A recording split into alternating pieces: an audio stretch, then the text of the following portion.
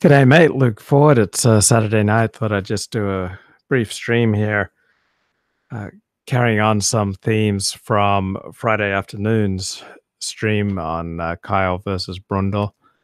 And I was talking about how when people go at each other on my show, I am generally just amused. I, I aim to glide through life. It's not always possible, and it's certainly not life's highest value. But I thought I'd run by you some of my ideas on how to glide through life, and I'd like to get your ideas on how to glide through life. So, number one, okay, I got a barbell or a dumbbell here, and notice if this is like evenly lined up, it's like it's 10 pounds. It doesn't matter. But let's say, oh, put it on an angle. Okay, there's probably 25% more strain. And then, put it like way out on an angle, and there's a lot more strain. So up here, okay, you can just glide through life holding the dumbbell like that.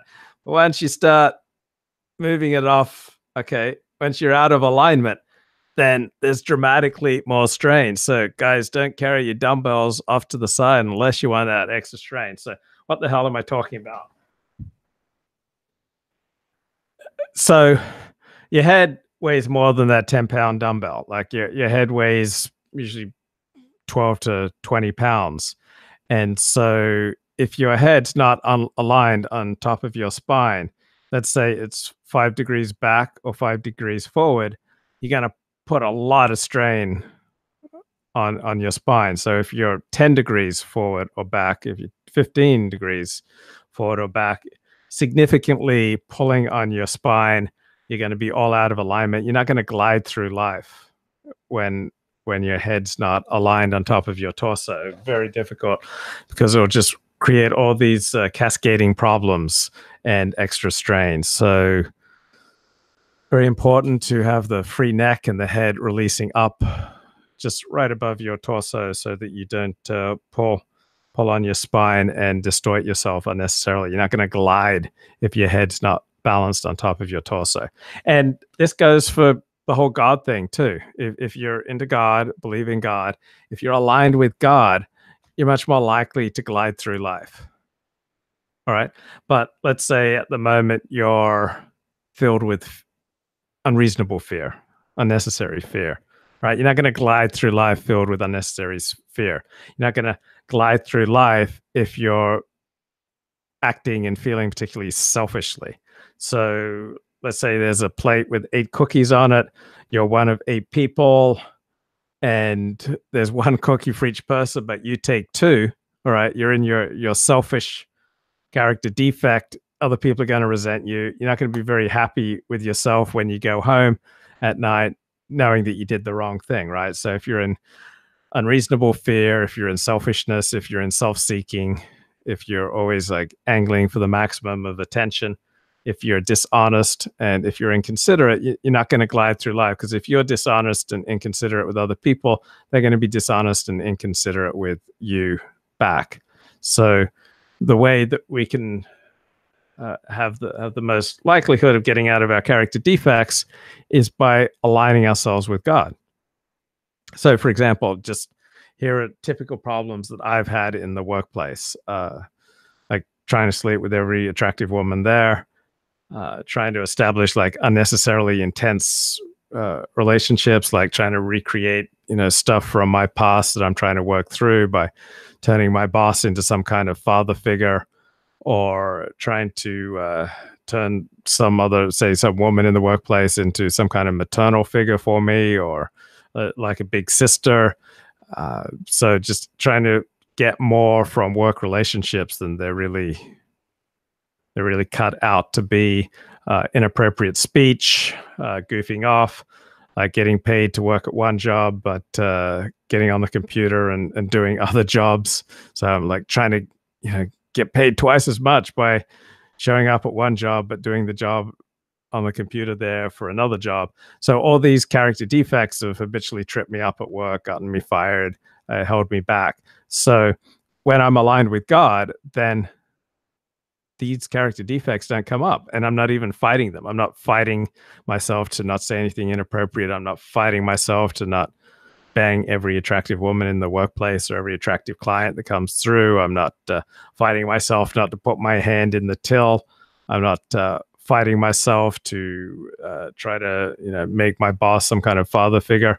It's just, if I have my mind on God and being of service to God's kids, then all my habitual character defects, all the habitual problems that I have in the workplace just disappear. So being aligned with God, I find that really helps to glide through life. Having a disciplined set schedule, really important to me, particularly in the morning. The morning's the rudder of the day. So I get up, cold shower, I take my supplements, I'm out the door in 20 minutes and on my way. So this could be 4 a.m., 5 a.m., 6 a.m. Like in that time period, I'm up and at 'em. And so my day's off to a good start. And then I have 2 hours of prayer, meditation, 12-step meetings, calling people in the programs that I'm in. So I'm spiritually aligned to start my day. You get your day off to a good start. You're not bothered by traffic because you're driving at 4 a.m., 5 a.m., 6 a.m. You're cool, calm, collected. So everyone else may show up after fighting the traffic for 90 minutes or 2 hours. I don't have that problem. So I've never had a commute longer than about 20 minutes on an ongoing basis. So that's one way that I've aligned my life and saved myself a lot of heartache, because when you're fighting through a commute, you're not fully in control, right? There are thousands of other drivers on the road who can affect your happiness level and your ability to glide through life. So I find just adjusting my life a little bit to miss rush hour traffic, that gives me a feeling of gliding through life, having money in the bank. So if you're tracking your spending, tracking how you spend your time, and tracking your earning, then you're not going to be late on bills. You're not going to incur unnecessary charges for late fees, and you make sure that you're saving a little bit of money every month. So when you have money in the bank, then if there's computer trouble or car trouble, or most problems in life can be solved with money. So if you keep yourself aligned so that every month you're putting more money away, you're paying your bills on time, you're tracking your spending, your earning, and how you use your time, then that, for me, that really helps me feel like I'm gliding through life. Positional release, also known as strain counter-strain therapy. So letting go of all the tension patterns that can build up in the body. And so I'm just moving in a free and easy way. My back's not going out. I'm feeling good. I'm feeling good in my body. So every 3 or 4 months, I go see someone who does strain counter-strain therapy, also known as positional release. So it's like $150 every 3 or 4 months, and I feel good, and problems don't build up. 12-step programs, of course, that those help me. Let me try to figure out my religion. So it feels great to be in an organized religious community. So today I was out front of this synagogue, and it's a beautiful day. The sun's shining, and these 2 gorgeous lesbians drive up. I mean, it's not often you see gorgeous lesbians in real life.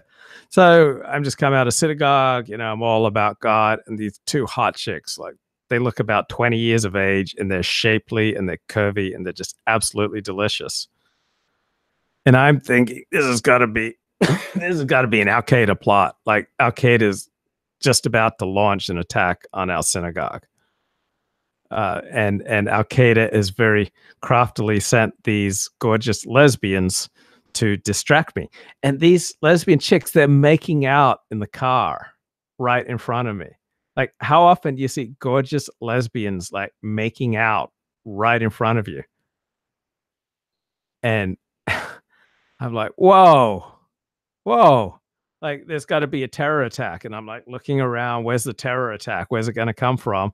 And then I go back to checking out these smoking hot lesbians. Then they get out of the car, and I mean, curves and youth and vitality and they got it all, right? And that's really helped me glide through life. Like hot lesbians making out in the car right in front of you. That being a big assist in me gliding through life.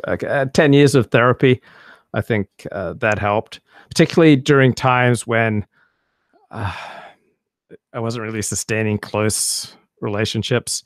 So I got to admit, there were years when the most intense hour of my week was the time I spent with my therapist. Sad, but true. Okay. What the heck does that app? Okay, God helps. Bloody hell. What's this?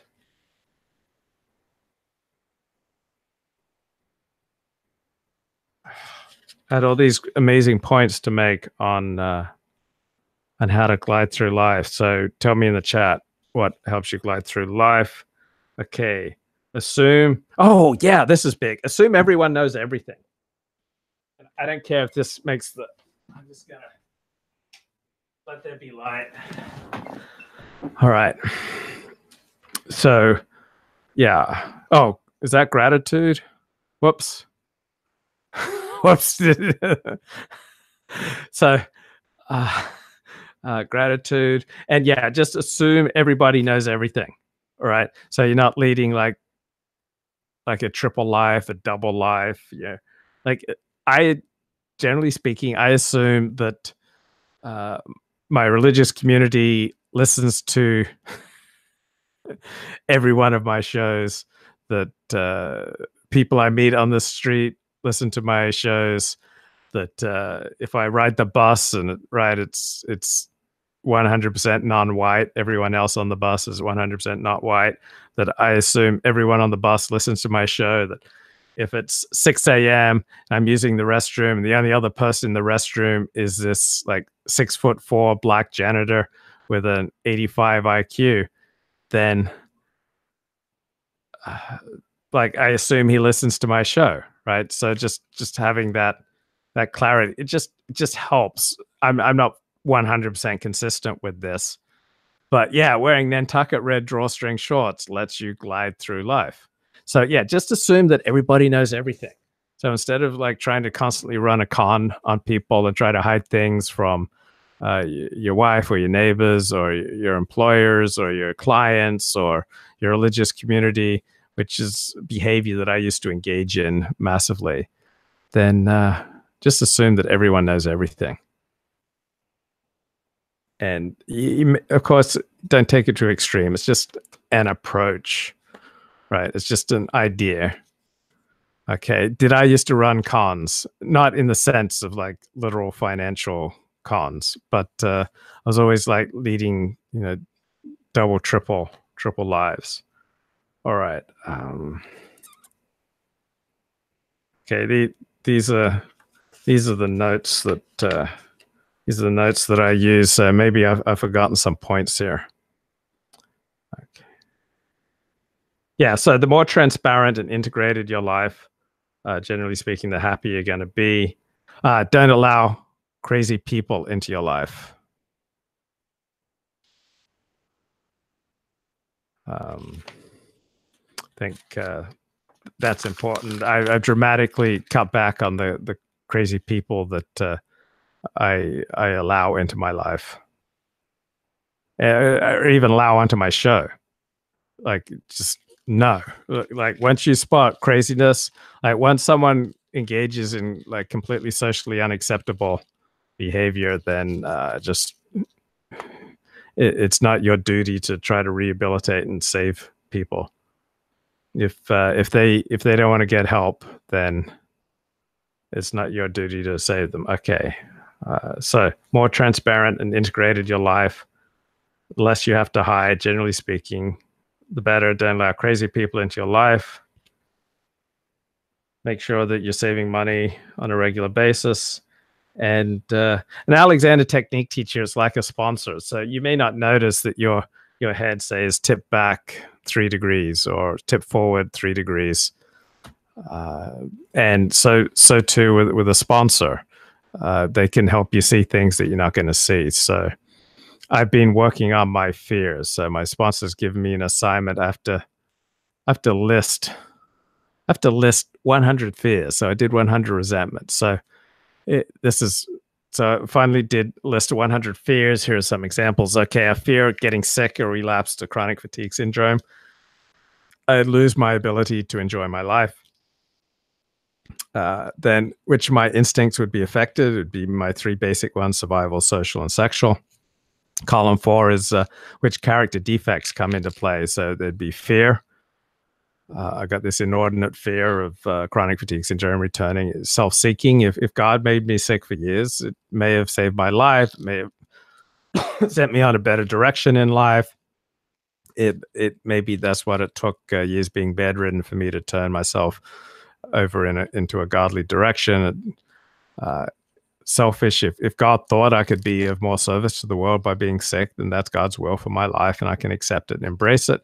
If maybe I was just so much in self-will that God wanted me to shut down for a few years so that I would come looking for him. And maybe I'm being inconsiderate to myself in that I'm not looking for God's will for my life. Okay, fear number 2, dying stupidly. I have a fear of that. So I'd lose, for no good reason, my ability to enjoy life and to contribute. So my survival, social, sexual instincts are hit because I don't get to feed any of them if I'm dead.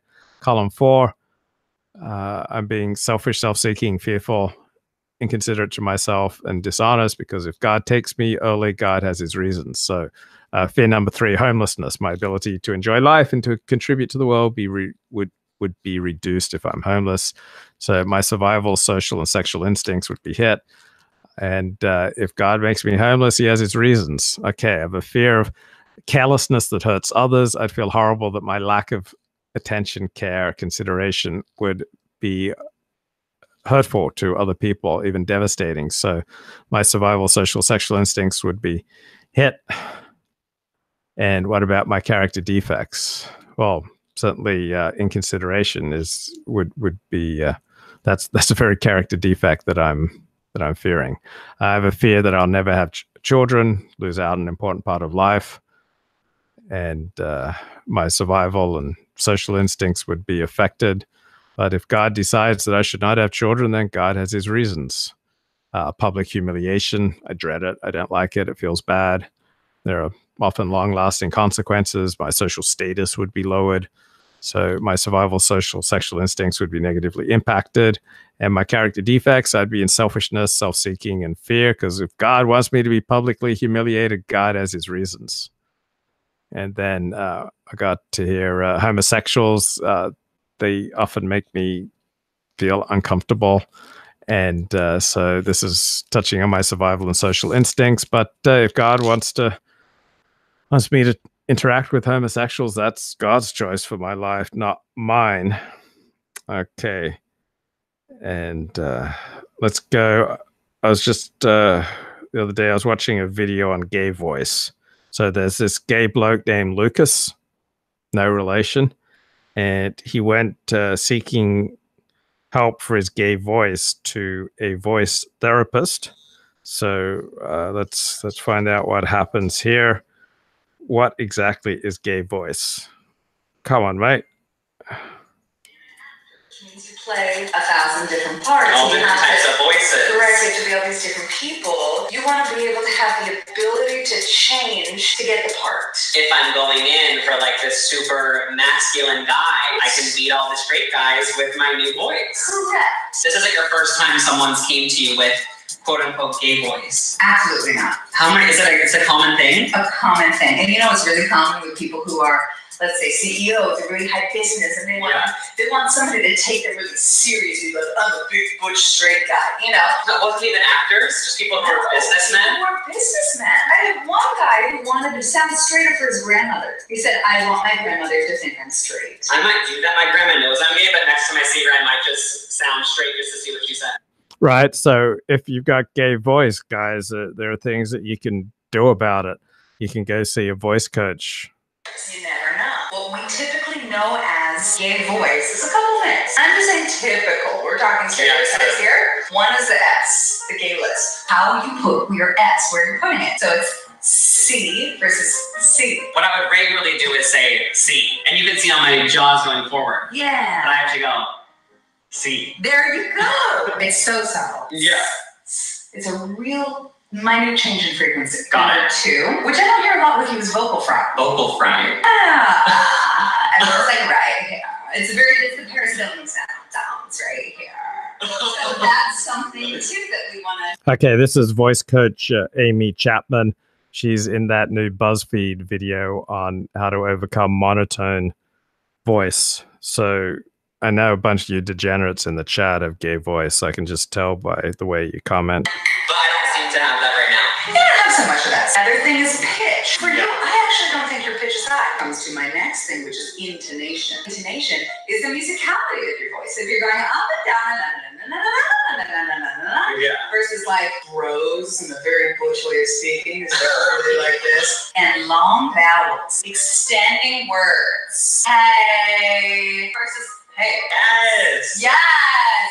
Yes. Yes. So I want to do some of that. So a lot of you guys, you lisp, you have really long vowels, and you have this incredibly musical voice. So you're definitely homosexuals. Don't think I don't realize this about you. And that's one of my 100 fears, that I've got homosexuals among my viewers. God forbid even coming on the panel. And then with you, there's a slight bit of nasality, but That's what she said. The nasal voice. Let's start with the typical sentence that you would say every day. Maybe just like, hey, what's up? How are you? I want you to do it without as much intonation. Hey, what's up? How are you? Ooh, better. Again, I don't want to change who you are. Only when you're acting, playing this guy. Hey, what's up? How are you? Hey, what's up? How are you? Ooh, listen to you. Hey, what's up? How are you? Hey, what's up? How are you? Hey, what's up? How are you? See, I'm like a manly man, but a bunch of you degenerates in the chat, you're as queer as a $3 bill with your musical voices and your lisping and your long vowels. It makes me sick. Give me another sentence. So what do you want to do tonight? Let's try again. Remove the intonation. More in your mouth. A more open sound in your mouth. What do you want to do tonight? Ooh. What do you want to do tonight? What do you want to do Does that tonight? actually sound real? Yeah. It doesn't sound real to you, and it's not going to, because it's not real to you. What do you want to do tonight? There you go. What do you want to do That's tonight? it. When I talk right now, I do feel it like kind of up here. Yeah, it buzzes right there. When you move it down here, it keeps it really open. You're a big Shakespearean actor. To be or not to be, that is my question. To be or not to be, that is the question. Yeah. I feel like this is opening. Hey, how are you? Yeah, so when you see your friends, don't shout, yoo-hoo. Okay, that's really gay. All right, so let's try to sound like Trump voters, okay? What do you want to do tonight? That was very straight. I'm shocked. I saw A Star Is Born and I liked it. Even when you went, I liked it, it went a little Because solid. I was talking about A Star Is Born. Like, it activated the gay part of me. I saw A Star Is Born. I liked it. That was good. It still feels like so fake to me. I saw A Star Is Born and I liked it. All right, that's how a straight man talks, all right? No homo. It is fake. All acting is fake. So I Acting can't, is like, fake. be That's what you're doing. You're faking somebody else. That's true. I guess when you're in an acting scene, you are just. What do you guys want to do tonight? I saw A Star Is Born and I liked it. I saw Brokeback Mountain and I liked it. No homo. Gonna be taking a little time. This feels fake because like we're on a set. We just have to commit to it. This is the reality for now. Man, that chick's really hot. You haven't said that in a while. That chick is hot. That chick is hot. Okay, that's how a straight man talks. That chick is hot. That chick's hot. Listen to you.